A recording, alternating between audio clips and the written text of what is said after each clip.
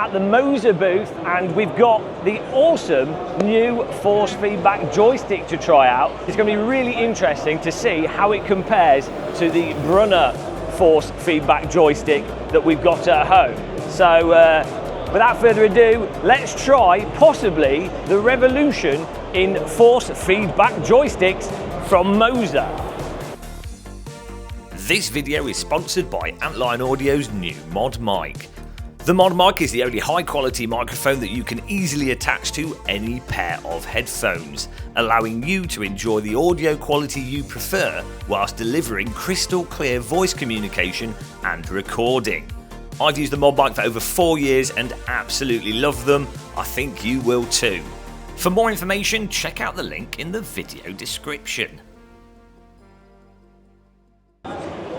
Okay, so we've jumped onto DCS here and the new Moza force feedback joystick. I have to say, off the bat, the nice thing with it is that it does feel that it's nice and light, and it doesn't have a lot of mechanical damper to it. Now, I believe this goes up to 7 Newton meters of force, which is compared to the 3 or 4 Newton meters that I get from the Rudder. And you do actually feel like it has a really good range to the force that's delivered, so you can feel a range of force for the air over the wings of the aircraft. And I think also there's a little bit of effects added in for the turbulence and other aspects of what's going on with the aircraft. Focusing on the actual specifics of the actual feel of the joystick, unfortunately, it feels like the stick's a bit loose here. So this uses the same connector that the Thrustmaster joysticks use. Let's just tighten this up, because this was a thing that the Rudder had. There we go, instantly we made it nice and tight. So that's fixed that problem. I think it had worked itself loose over time. So yeah, that actually feels really nice and solid. Really favourable to the Rudder joystick, actually, in terms of just general smoothness. Similar amount of range actually as well to the Rudder joystick, so you get a really good degree of motion. I think if you want less sensitivity, you can obviously use taller joysticks on something like this.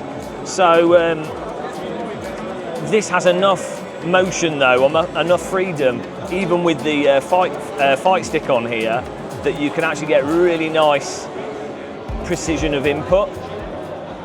Now, as you can see here with a bit of a close-up, I'm just pushing the joystick to the side and then letting it recenter itself. So even when you play flight simulator games that don't actually have any force feedback, you can still benefit with the force feedback joystick, allowing you to really control these self-centering forces and smoothness of that centering without having to replace springs and do all the adjustments that you'd have to do with a non-force feedback joystick. Though obviously the best case scenario is that the developers work with Moza and output signals that Moza can then latch onto, or Moza work with developers to get as detailed force feedback as possible from the game's telemetry. But the fundamentals and the hardware of this joystick felt really good and really comparable to my Rudder at home, but a bit stronger. Now, Moza also have a throttle quadrant, and this absolutely felt superb. It's not got any force feedback to it, but to be honest, I don't think throttles really need force feedback.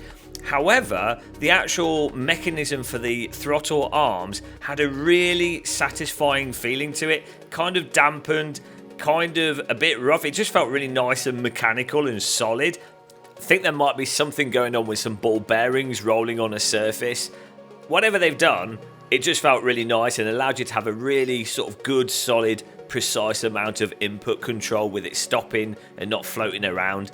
You could tell though that it had been absolutely hammered at Gamescom, and the two little levers on it that allow it to lock into detents had become a bit flimsy, and I don't know if they needed tightening up or the springs had gone on them a bit, but yeah, you could tell this had been absolutely ramshackled by Gamescom attendees. It'd be interesting to see what those are like on a home unit. Now, in terms of all the buttons and toggle switches, really comparable to the HOTAS Warthog throttle, which is what I also use on my home simulator. I think some of the push buttons didn't have the most tactile feel to the push buttons, but the toggle switches were totally fine. Some of the rotary encoders on there as well felt a little bit flimsy and not as direct or as crunchy as I personally like, but for the most part, absolutely fine. And as I say, very comparable to the HOTAS Warthog throttle that Thrustmaster offer. Now they also have the new Moza rudder pedals, and in terms of how these felt, again, really good quality. The toe brakes had quite a nice amount of resistance to them. The actual push of the pedals felt quite nice. There was a damper on the left hand side that resisted the movement a bit. I think you can dial this in and adjust it. There's springs on there that control how much the automatic return of the pedals is. It's going to be fascinating to see how much you can dial this in and how much you can adjust it. Again, you can tell that these have been hammered to death at Gamescom. I think a lot of people are just confused when they see rudder pedals, but on the face of it, seems perfectly fine. Unfortunately, I couldn't really test them properly in terms of the input and playing it with DCS with the jet plane they had. It'd be really nice to try these with a glider or a light aircraft and do a bunch of landing challenges, but they felt really good. I've got some Thrustmaster pendular rudder pedals at home. I don't think they felt quite as nice as those, but again, for like a really good quality rudder pedals, these would satisfy the vast majority of people. This is definitely on the higher end of rudder pedals. But I have to say, Moza really seemed to be knocking it out of the park. The equipment felt great. A lot of it's going to come down to what the pricing is and the availability. Click the link in the description if you want to see what that is. I'll keep updating it as I get new links for the new equipment and its availability. But really, really impressive Gamescom from Moza. If you enjoyed this video, don't forget to subscribe, check out the rest of our Gamescom content, but most importantly of all, make yourselves a giant cup of tea and drink it. I'll see you in the next one, but until then, goodbye.